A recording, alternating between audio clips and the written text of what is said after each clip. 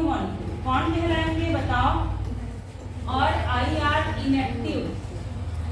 अगर हम इसे सिंपल भाषा में कहें तो जो IR स्पेक्ट्रा देते हैं, जो IR स्पेक्ट्रा देते हैं वो क्या कहलाते हैं, IR एक्टिव। भाई सैंपल जो हमने लिया उसमें हमने IR रेडिएशन डाला, तो उसके अगर वाइब्रेशनल एनर्जी लेवल में कोई भी परिवर्तन नहीं हुआ तो हमें कोई स्पेक्ट्रा प्राप्त नहीं होगा, तो हम क्या बोलेंगे, ये अणु IR इनएक्टिव है बोलेंगे। और जो देगा यानी कि वो नहीं दे रहा है IR स्पेक्ट्रा, वो नहीं दे रहा है, नहीं देगा तो उसे हम IR इनएक्टिव कहेंगे। ठीक है, तो अब प्रश्न उठेगा कि कौन से अणु जो है IR एक्टिव होते हैं और कौन से IR इनएक्टिव होते हैं, तो बताओ। तो सबसे पहले ऐसे अणु होमो न्यूक्लियर डाइएटॉमिक मॉलिक्यूल जितने भी होते हैं वो क्या होते हैं, IR इनएक्टिव होते हैं। जैसे इसका उदाहरण बताओ, ऐसे अणु जो एक ही प्रकार के परमाणुओं से मिलकर बने हैं और जो द्विक परमाणु हैं डाइएटॉमिक, H2 हो गया, Cl2 हो गया, O2 हो गया, N2 हो गया, है ना। इन दोनों में जो परमाणु है वो कैसे हैं, समान है। तो इनमें परमानेंट डाइपोल मोमेंट ही नहीं है, तो परमानेंट डाइपोल मोमेंट ही नहीं है तो ये IR एक्टिव नहीं होंगे, मतलब ये IR स्पेक्ट्रा नहीं देंगे। ये आया सबसे पहले। इसके बाद नेक्स्ट दूसरा, कुछ ऐसे भी डाइएटॉमिक मॉलिक्यूल होते हैं जो कैसे होते हैं, हेटेरोन्यूक्लियर डाइएटॉमिक मॉलिक्यूल, जैसे कि HCl हो गया, HF हो गया। ये बताओ क्या इनके पास परमानेंट डाइपोल मोमेंट होता है, इसके पास परमानेंट डाइपोल मोमेंट होता है कि नहीं। डाइपोल मोमेंट यानी कि समझ रहे हो ना सब लोग, हाँ। जैसे कि HCl है, भाई ये दो परमाणु हैं तो एक का अगर दोनों समान नहीं है, मतलब एक की इलेक्ट्रॉनिगेटिविटी ज्यादा होगी, तो ये क्या करेगा, बंद के इलेक्ट्रॉन को अपनी तरफ खींच लेगा, तो इसके पास आंशिक रूप से माइनस, इसके पास आंशिक रूप से प्लस चार्ज होगा, तो दो पोल है ना वो उत्पन्न हो रहे हैं, यानी इसमें कुछ ना कुछ डाइपोल मोमेंट होगा। तो हम लोग इसको कैसे रिप्रेजेंट करते हैं, डाइपोल मोमेंट का म्यू होता है, तो mu is not equal to 0, mu 0 के बराबर इसमें नहीं होगा, यानी इसका कुछ ना कुछ मान होगा। तो ऐसे अणु क्या कहलाएंगे, IR एक्टिव कहलाएंगे, यानी कि इस प्रकार के जो मॉलिक्यूल होते हैं वो स्पेक्ट्रा देंगे। आया ये समझ में। इसके बाद तीसरा जो कंडीशन होते हैं, ट्राई एटॉमिक या पॉलीएटॉमिक जो मॉलिक्यूल होते हैं, जैसे फॉर एग्जांपल CO2 हो गया, है। इस प्रकार के जो अणु होते हैं इनके लिए क्या नियम है, तो इसमें क्या होता है कि प्रत्येक वाइब्रेशन के साथ उसके द्विध्रुव आघूर्ण में परिवर्तन होना चाहिए। प्रत्येक वाइब्रेशन के साथ अगर उसके द्विध्रुव आघूर्ण में परिवर्तन होगा तो उसे हम क्या कहेंगे, IR एक्टिव कहेंगे। प्रत्येक वाइब्रेशन के साथ यानी कि इसमें अब बहुत सारा वाइब्रेशन होगा। पहले ये बताओ, ये जो है वो रोटेशनल स्पेक्ट्रा देगा, इसका डाइपोल मोमेंट शून्य होगा कि नहीं होगा, पहले ये बताओ। CO2 मॉलिक्यूल है, अगर हम इसको संरचना प्रदर्शित करें तो ऐसे प्रदर्शित करेंगे कि नहीं, तो पहले ये बताओ इसका डाइपोल मोमेंट शून्य होगा या नहीं होगा, होगा, क्योंकि हमको पता है डाइपोल मोमेंट हम लोग कैसे चेक करते हैं, जो इन दोनों में देखेंगे कौन ज्यादा इलेक्ट्रोनेगेटिव है, ये है, तो इसका डायरेक्शन इधर करेंगे। फिर इन दोनों में बंद के इलेक्ट्रॉन को कौन लेगा, ये लेगा, स्वाभाविक है क्योंकि इसकी इलेक्ट्रोनेगेटिविटी ज्यादा है।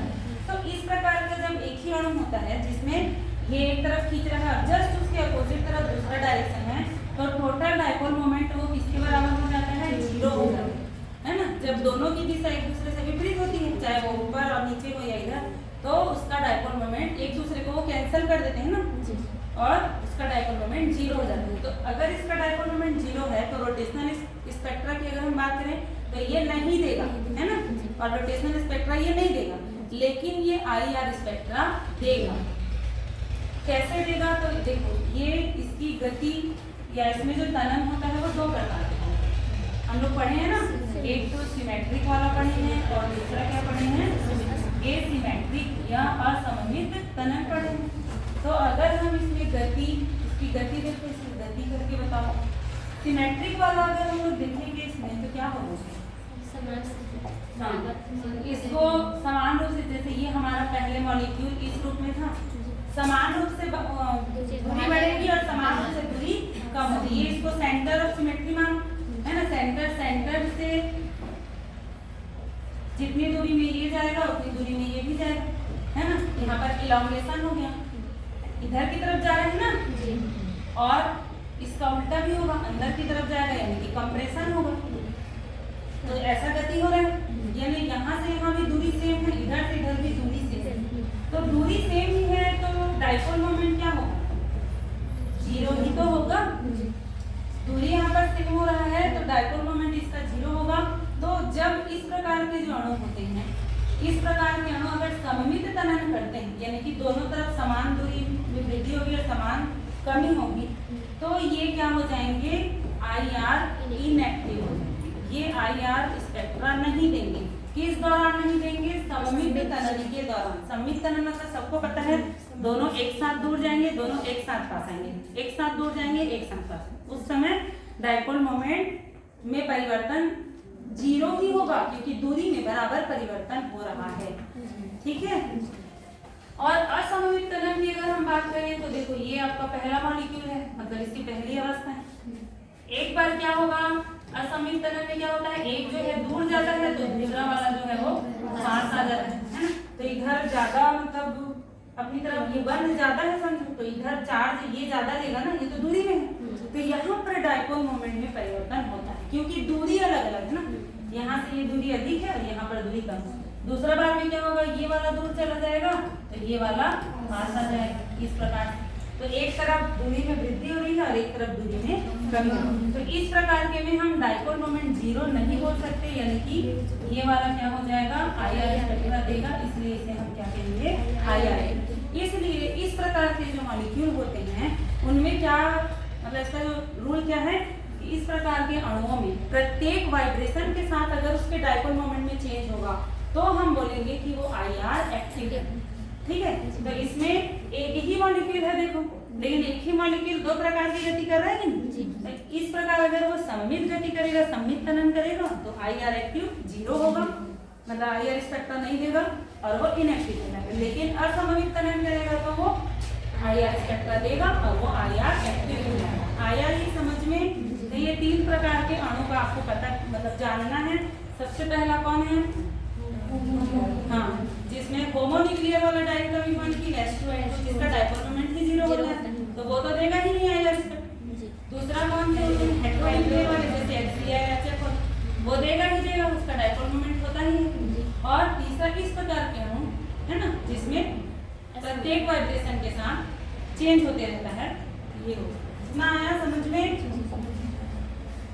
तो ये तो बात हो गया जी आपका टनल वाला, और कौन से मॉलिक्यूल एक्टिव होंगे और कौन से मॉलिक्यूल इनएक्टिव होंगे। इसके बाद देखो अब हम लोग जो पढ़ेंगे वो है एन हार्मोनिसिटी। एन हार्मोनिसिटी, अब ये क्या होता है, तो हमने इसके पहले क्या पढ़ा था, सिंपल हार्मोनिक ऑसिलेटर पढ़ा था, सरल आवर्ती वाला, यानी कि जो जितना दूर जाएगा उतना पास आएगा, जितना दूर जाएगा उतना पास आएगा। इसको हम लोग क्या बोलते हैं, सरल आवर्त गति बोलते हैं। जितना विस्थापन मतलब हो जाएगा उतना वो पास आएगा ऐसा। तो उस प्रकार की जो गति होती है उसको हम लोग क्या बोलते हैं, हार्मोनिक मोशन बोलते हैं, सरल आवर्ती गति। लेकिन एन हार्मोनिसिटी जो सरल आवर्ती गति होता है बोल सकते हो, हार्मोनिक जो मोशन होता है, सरल आवर्ती गति आप लोग जो फिजिक्स वगैरह में नहीं पढ़े है ना, तो ये आपका आइडियल मॉलिक्यूल में होता है।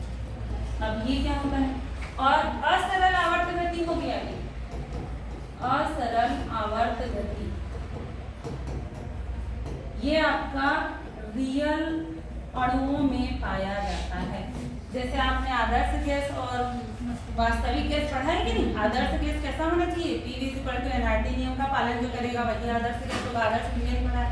लेकिन वास्तव में जो गैस एलिमेंट पाए जाते हैं वो आदर्श नहीं होते, वो वास्तविक होते हैं, मतलब वो रूल से मतलब डेविएशन विचलन प्रदर्शित करते हैं, उस रूल का पालन नहीं करते समझे। तो पहले इस सिद्धांत में ये माना गया कि जितने डाइएटॉमिक मॉलिक्यूल होते हैं वो सरल आवर्त गति करेंगे, जितना दूर जाएंगे उतना फिर वापस आ जाएंगे, जितना तेजी से वो विस्थापित करेंगे फिर वापस आएंगे, इसको हम लोग सरल आवर्त गति बोलते हैं। लेकिन जो रियल अणुओं में उन्होंने ये देखा कि ये सरल आवर्त गति उनमें नहीं पाई जाती है। तो उनमें असरल आवर्त गति पाई जाती है, जिसको क्या बोला जाता है, एनहार्मोनिसिटी, असरल आवर्त गति किसमें पाया जाता है, वास्तविक अणुओं में पाया जाता है। ठीक है, जैसे कोई सिद्धांत बनाया जाता है ना, फिर उसको रियल लाइफ में उसका प्रैक्टिकल होता है कि नहीं है, ये उसको पालन कर रहा है कि नहीं कर रहा, तो नहीं हुआ।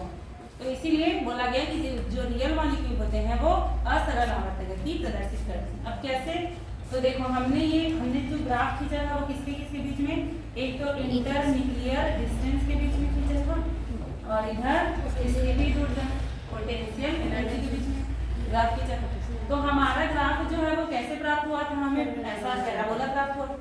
लेकिन ये बोल रहे हैं कि अगर वास्तविक अणुओं के लिए ये ग्राफ अगर हम देखें तो हमें ऐसा ग्राफ, ठीक है, इससे और इसमें जो एनर्जी लेवल